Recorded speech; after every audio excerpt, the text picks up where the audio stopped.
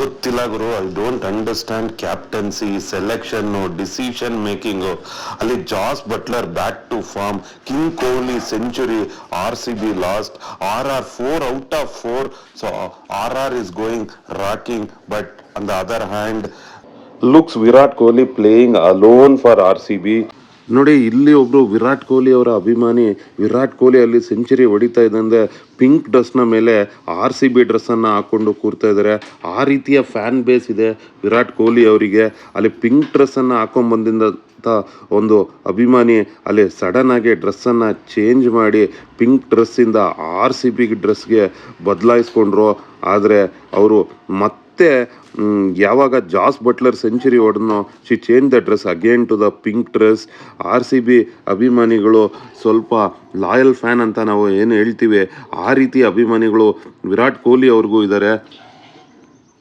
ಇಡೀ social media RCBಯನ್ನು ಚಿಂದಿ ಚಿತ್ರಾನ್ನ ಮಾಡ್ತಾ ಇದೆ. ನೋಡಿ, ಇಲ್ಲಿ ಒಬ್ರು ಹೇಳ್ತಾ ಇದ್ದಾರೆ, RCB fans stop saying this, ಈ ಸಲ ಕಪ್ ನಮ್ದೆ. Every time as this has become a joke. Ask RCB management why Will Jacks, Vyshak, Ferguson, Akash Deep is bench, why Lomror is only playing ಅಂತ. ನೋಡಿ, ಇಲ್ಲಿ ಮತ್ತೊಂದು ಆನೆಸ್ಟ್ RCB ಫ್ಯಾನ್ ಅಂತ ಒಬ್ಬರು ಹಾಕಿದ್ದಾರೆ. RCB ಬ್ಯಾಟ್ಸ್ಮನ್ಗಳು ಹೇಳ್ತಾರೆ pitch or batsman can't score, ಆ ಥರ ಇದೆ ಈ ಥರ ಇದೆ ಅಂತ. ಆದರೆ ಹೇಗೆ ಅಲ್ಲಿ ಬೇರೆ ಬ್ಯಾಟ್ಸ್ಮನ್ಗಳು ಬ್ಯಾಟ್ ಮಾಡ್ತಾರೆ, ನಮ್ಮ ಬ್ಯಾಟ್ಸ್ಮನ್ಗಳು ಫಾಲ್ಟ್ ಪೂರ್ತಿ ಬೌಲರ್ಸ್ ಮೇಲೆ ಹಾಕ್ಬಿಡ್ತಾ ಇದ್ದಾರೆ ಅನ್ನೋ ರೀತಿಯಲ್ಲಿ ಇವರು ಟ್ವೀಟ್ ಮಾಡಿದ್ದಾರೆ. ಈ ರೀತಿ ಸಾಕಷ್ಟು ಟ್ವೀಟ್ಗಳನ್ನು ನಾವು ಸೋಷಿಯಲ್ ಮೀಡಿಯಾದಲ್ಲಿ ನೋಡ್ಬೋದಾಗಿದೆ.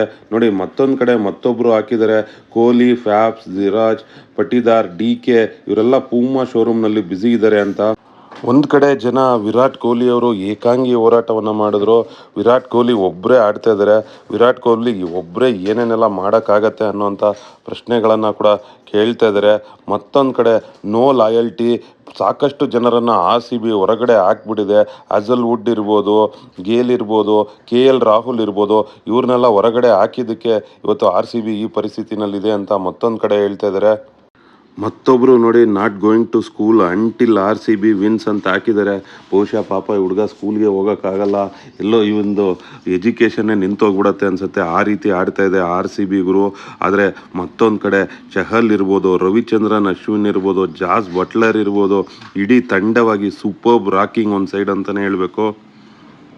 ಆ್ಯಕ್ಚುಲಿ ಫ್ಯಾಫ್ ಕೂಡ ಆಡಿದ್ರು, ಆದರೆ ಇನಿಷಿಯಲಿ ವಿರಾಟ್ ಕೊಹ್ಲಿ ಮತ್ತು ಫ್ಯಾಫ್ ಇಬ್ಬರು ಕೂಡ 35 ಬಾಲ್ ಆಗೋವರೆಗೂ ಒಂದು ತುಂಬಾ ಸ್ಲೋವಾಗಿ ಆಡ್ತಾಯಿದ್ರು. ಆಮೇಲೆ ವಿರಾಟ್ ಕೊಹ್ಲಿ ಅವರು ಗೇರನ್ನು ಬದಲಾಯಿಸಿದ್ರು, ಆದರೆ ಫ್ಯಾಪ್ ಅದೇ ರೀತಿ ತುಂಬ ಸ್ಲೋಗಿ ಆಡ್ತಾಯಿದ್ರು. ವಿಲ್ ಜಾಕ್ಸನ್ನು ಯಾಕೆ ಆಡಿಸ್ಲಿಲ್ಲ ಅಂತ ಗೊತ್ತಾಗಲಿಲ್ಲ. ಅಟ್ಲೀಸ್ಟ್ ನಾನು ಕೂಡ ನಿನ್ನೆ ಹೇಳಿದ್ದೆ, ಒಂದಷ್ಟು ಚೇಂಜಸ್ ಇರಲಿ, ವಿಲ್ ಜಾಕ್ಸನ್ ಅವರಾದರೂ ಆಡಿಸ್ತಾರೆ ಅಂತ. ಆದರೆ ಯಾಕೋ ಗೊತ್ತಿಲ್ಲ ಗುರು, RCB ಮ್ಯಾನೇಜ್ಮೆಂಟ್ ಏನು ಮಾಡ್ತಾಯಿದೆ ಅಂತ ಅವ್ರಿಗೆ ಗೊತ್ತು. ಸಾಮಾನ್ಯ ಅಭಿಮಾನಿಗಳಿಗೆ ಅರ್ಥ ಆಗೋ ವಿಷಯ ಯಾಕೆ RCB ಮ್ಯಾನೇಜ್ಮೆಂಟ್ಗೆ ಅರ್ಥ ಆಗ್ತಾ ಇಲ್ವೋ ಗೊತ್ತಿಲ್ಲ. ನೋಡೋಣ ಏನಾಗತ್ತೆ ಅಂತ.